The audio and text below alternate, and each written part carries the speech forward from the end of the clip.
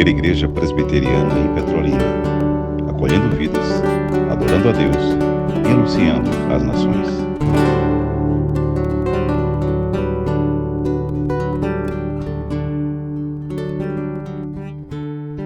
Queridos, Hebreus, o capítulo 5, é um capítulo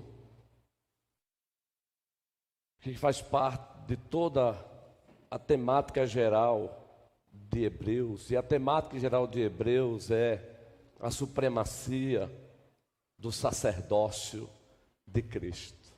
A supremacia do sacerdócio de Cristo. Se você quer entender o livro de Levíticos, leia Hebreus. Hebreus explica muito bem o livro de Levítico. E repito, a temática geral de Hebreus é a supremacia do sacerdócio de Cristo. Do nosso grande sumo sacerdote, Davi. Quem é o nosso grande sumo sacerdote, Davi? Jesus Cristo. Entendeu, Bia? Beatriz. Esses dias alguém de Salgueiro, Beatriz, disse, em outras palavras, eu estou tão feliz, pastor, que a igreja aí está cuidando bem de Leia e está cuidando bem de Bia. Ah, coisa linda, Bia. Você é amada em Salgueiro e já é amada aqui por esta igreja. Bia, o nosso grande sumo sacerdote, aquele por meio de quem temos acesso ao Papai do Céu, é quem? Jesus Cristo. E a carta aos Hebreus tem essa proposta geral, Bia, de falar que Cristo ele é único, sem igual, entendeu? Ele está acima de todos os sacerdotes veterotestamentários, ou seja, do Velho Testamento, da antiga administração da aliança da graça, entendeu, meninas? Jesus Cristo, ele é o nosso, é o caminho que nos leva ao Papai do Céu, é o único caminho. E no capítulo 5, meus irmãos, o escritor aos Hebreus, movido pelo Espírito Santo,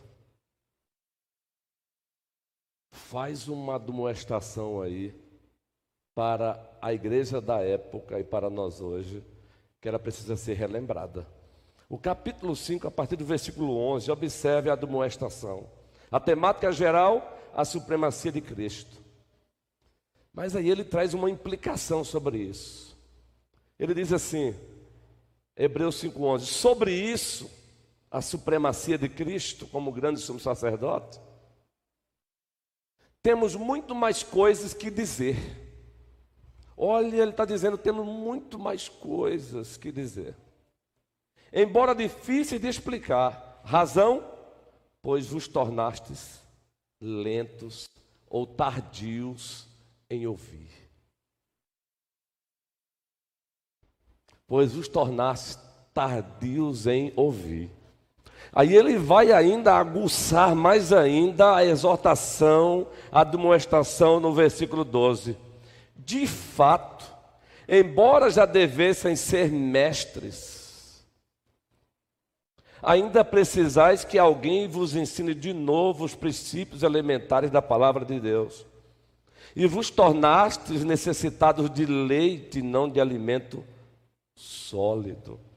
Qualquer pessoa que se alimenta de leite é inexperiente na palavra da justiça, pois é criança. Criança aqui no aspecto de maturidade, não é no aspecto intelectual não.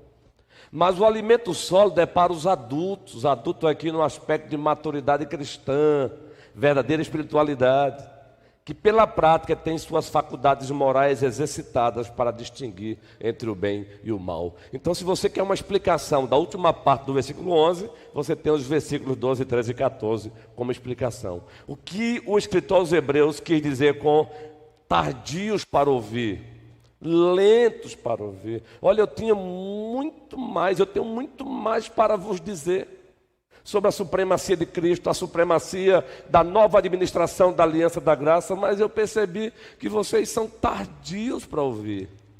Eu percebi que o nível espiritual de vocês ainda não chegou onde deveria ter chegado.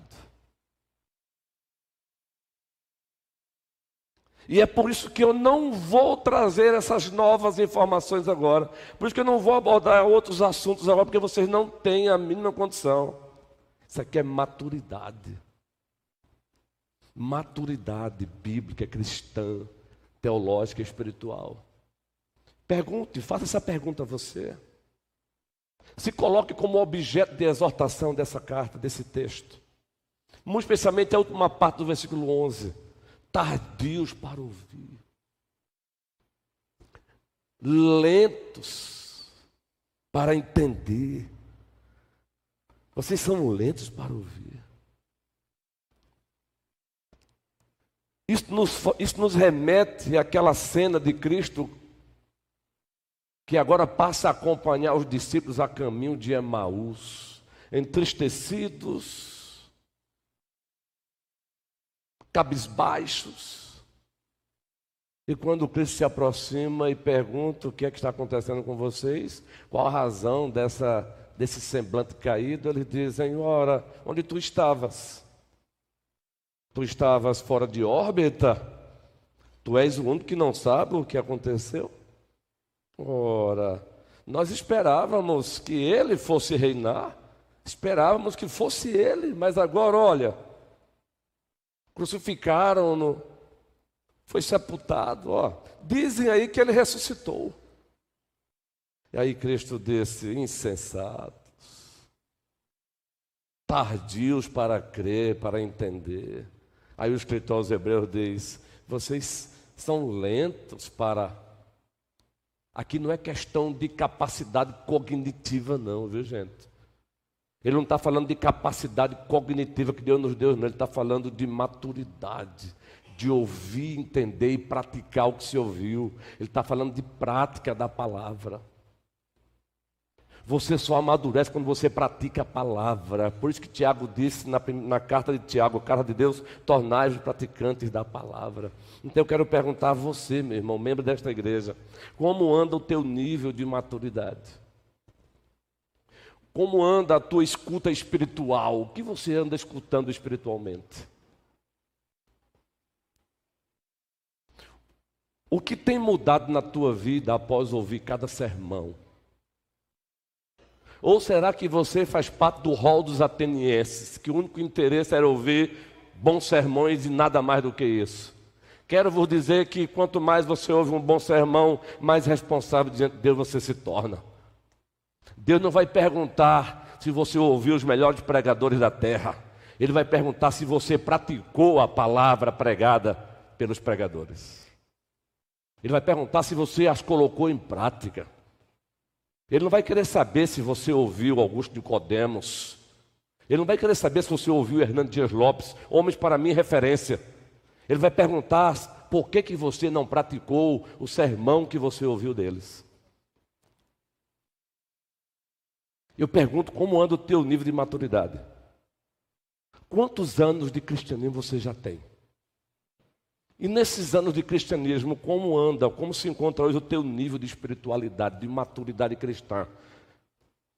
O apóstolo Paulo também escreve à igreja em Corinto e faz também uma censura pastoral. Não é a censura pela censura, mas é uma censura pastoral, objetivando o crescimento. Rapidamente, a primeira carta aos Coríntios, capítulo 3. Meus queridos, preste bem atenção e assim caminharemos para o encerramento, pois temos as nossas classes hoje. Primeira carta aos Coríntios, capítulo 3, interessante. Vejam como Paulo se dirige àquela amada igreja, e a mensagem é para nós hoje. Eu, porém, irmãos, não vos pude falar como a espirituais. Irmãos, eu gostaria de falar com vocês como pessoas espirituais. Bota aí barra. Maduras em Cristo, pessoas adultas espiritualmente. Mas eu não posso, olha. E sim como a carnais, como a crianças em Cristo. Agora faça o link com Hebreus 5. Ele usa a mesma expressão, vocês ainda têm necessidade, como uma criança de leite. Aí Paulo diz, olha, eu estou falando com crianças espiritualmente. Queridos, as faixas etárias na vida biológica são necessárias. Mas até na vida biológica, as faixas etárias têm um tempo determinado para se encerrar. Há tempo para nascer, segundo o pregador Salomão, capítulo 3 de Eclesiastes, há tempo para morrer. E entre o nascer e o morrer, as faixas etárias mudam. Existe a tenra-idade, existe a fase da infantilidade, mas existe a fase da maturidade. Paulo, escrevendo aos Coríntios também, confrontando o mau uso dos dons, capítulo 14, ele diz: que é isso, gente? Não sejam crianças quanto ao entendimento. Sejam homens maduros. Vocês estão se comportando também como criança no manuseio dos dons. A essa mesma igreja. Então eu quero que você pare, esqueça que essa mensagem não é minha, é de Deus. Como anda o teu nível de ouvir? Como andam os teus... Vou usar aqui a linguagem de uma irmãzinha que tivemos o privilégio de pastorear no Ibó, Bahia. Isso nos anos 90, nem pastor era, estava como obreiro, missionário. E ela usava a expressão: as minhas oiças, pastor. Pastor, fala alto que as minhas oiças estão ruins. Eu não me esqueço dela. Ibó, Bahia. As minhas oiças, já está com o Senhor, é claro. Eu pergunto, como que andam as tuas oiças espirituais? Naquele dia o Senhor não vai me perguntar se eu li 10 vezes o livro de Berkhoff, ainda que Berkhoff tenha sua importância. Ele não vai me perguntar se eu li 10 vezes os 4 volumes de Bavinck, o papai de Berkhoff, teologicamente falando. Ele não vai me perguntar se eu estudei o comentário exegético de Romanos de Douglas Moo, lançado agora no Brasil, 1.400 páginas, já botei lá no reserva. Daqui a pouco eu compro, R$200. Que bênção de Deus, mas ele não vai me perguntar por que eu não comprei Douglas Moo, ou o que eu fiz com o comentário exegético de Romanos de Douglas Moo. Não. Ele vai me perguntar o que você fez com Romanos na prática. O que você fez com a carta de Romanos na prática. Então que o Senhor nos ajude. Que o Senhor nos ajude. Porque o Escritor diz, era para vocês serem um pouco mais amadurecidos.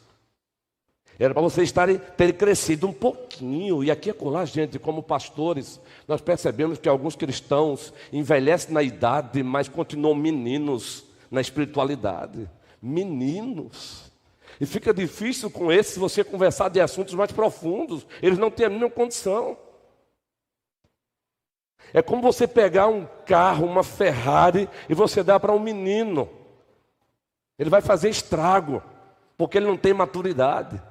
Eu espero que você não se enquadre assim. E se você se enquadra nisso, peça a Deus para virar a chave. É hora de mudar. Cada sermão que você escuta aqui, você se torna responsável diante de Deus. E agora ainda estamos na modinha ainda dos... Você sabe que no presbiterianismo, o aluno é mandado para o seminário, ele passa 4 anos. Primeiro ele passa pelo conselho. O conselho o envia para o presbitério aceita como aspirante, depois 4 anos de seminário, e por último ele tem lá sabatinas para licenciatura e depois para ordenação. Nas 2 sabatinas ele tem o famoso sermão de prova. E lá tem um concílio todo prontinho para ouvi-lo. E é necessário que haja isso. Mas temos notado no século XXI, até em virtude do YouTube, que o que não falta agora são sabatinadores. Tem crentes que não param para ouvir o que Deus quer falar com ele. Ele acha que ele está ali para avaliar o sermão do pastor. Isso é doentio. Ele não sentou para dizer o que Deus disse com o meu coração hoje. Agora virou moda no Brasil. O crente para avaliar o sermão do pastor. Ele não crente para ouvir Deus falar, não. Não é o nosso caso aqui, não. Graças ao Supremo Senhor, não tenho sofrido desse problema aqui, não. Pelo menos até agora. Mas fica aí essa dica pastoral. Quando eu prego, eu não prego para você me avaliar, não, meu irmão. Eu prego para te edificar. Eu prego é para te edificar. Eu prego como porta-voz de Deus. E Deus vai cobrar de você o que você fez com o sermão que meu servo pregou domingo tal. O que você fez com ele na segunda-feira, na terça-feira, na quarta-feira, na quinta-feira, na sexta-feira, no sábado. Então que o Senhor nos abençoe, povo querido, povo amado. Ó Senhor, nos ajuda. Você sabia que até eu mesmo como pastor, eu posso ter um ouvido tardio para ouvir. Não pense que uma biblioteca com 4.000 livros me torna imune a isso não, viu? Pelo contrário, uma biblioteca de 4.000 livros me torna mais e mais responsável diante de Deus, porque Ele não vai perguntar, e aí? E a tua biblioteca de 4.000 livros? A quem muito se deu, muito será cobrado. A quem muito se deu, muito será cobrado. Que o Senhor nos ajude, que a primeira igreja presbiteriana de Petrolina cresça em qualidade, em espiritualidade, santificação e concomitantemente ela cresça em quantidade para a glória de Deus. Estava há pouco falando com o reverendo Renato, Petrolina tem 400.000 habitantes. Limeira, interior de São Paulo, 400.000 habitantes, 17 IPBs em Limeira. Aqui nós temos 2 IPBs emancipadas. O que vamos fazer com isso? E a cidade crescendo, presbítero César, presbítero amado Humberto, presbítero amado Clécio, presbítero amado Moisés, presbítero Manuel, presbítero Eduardo, presbítero Jorge, 400.000 habitantes. O que vamos fazer com isso? Vamos ficar esperando que outras igrejas venham de fora fazer o trabalho que é nosso? Vamos ficar esperando? João de Deus é uma cidade, se comparada com Tabira, Santa Terezinha. Que o Senhor nos abençoe, que o Senhor nos ajude. E é com esse objetivo